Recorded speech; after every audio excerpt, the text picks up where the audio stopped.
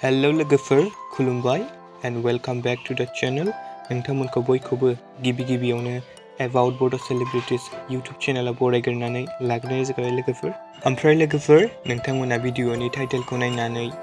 मिथिखाबाय जानांगौ कि भिडिअआ मानि बागै जागोन अब्लाबो आं नोंथांमोननो खनसे खोन्थाना होनोसै लोगोफोर दिनैनि भिडिअआ जागोन Bodo Celebritiesफोरनि रियेल लाइफ पार्टनारनि सायाव अब्ला मिथिनो थाखाय भिडिअखौ जोबजासिम नायलांबाय थादो लोगोफोर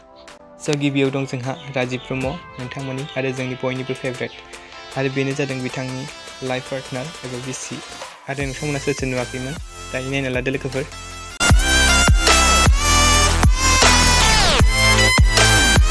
नैथियाव दं जोंहा मासुम ब्रह्म बिथां आरो बिथांनि रियेल लाइफ पार्टनार एबा हासबेन्ड ओमफ्राय लोगोफोर नोंथांमोना मासुम ब्रह्मनि ब्लग भिडिअ नायोब्ला अलरेडि बिथांनि हासबेन्डखौ नुखांखाबाय जानांगौ अब्लाबो आंनि भिडिअनि गेजेरजों खनसे शेयार खालामबावबाय लोगोफोर आरो थामथियाव दं जोंहा रिंकुमनि नार्जारी बिथां आरो बिथांनि रियेल लाइफ पार्टनार एबा हासबेन्ड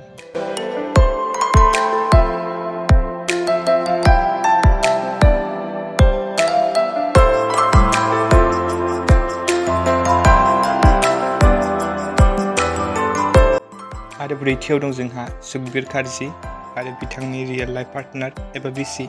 नोंथांमोना बांसिनानो बिथांनि रियेल लाइफ पार्टनारखौ सिनायखायोआनो जानांगौ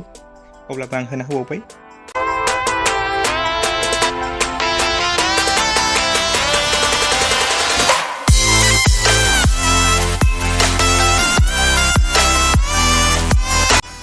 आरो बाथियाव दं जोंहा बर'नि मुंदांखा फावखुंग्रि संगिना ब्रह्म बिथां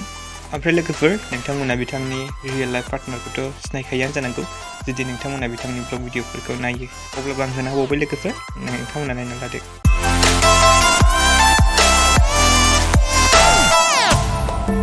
आरो दथियाव दं जोंहा प्रडिउसार प्लास एक्ट्रेस मुंदांखा रिया ब्रह्म बिथां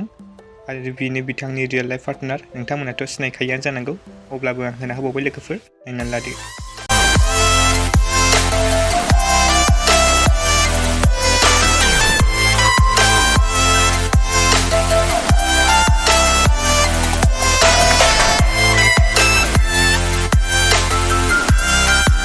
आरो स्निथियाव दं जोंहा मुंदांखा फावखुंगुर आरो फावखुंग्रि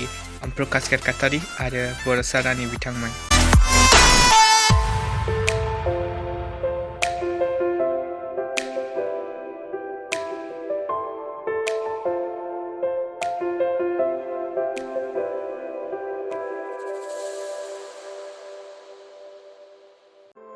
आरो दाइनथियाव दं जोंहा मुंदांखा फावखुंगुर आरो फावखुंग्रि नोंथांमोननि आरो जोंनि बयनिबो फेभरेट फुजि बसुमतारी आरो विंकेल ब्रह्म बिथां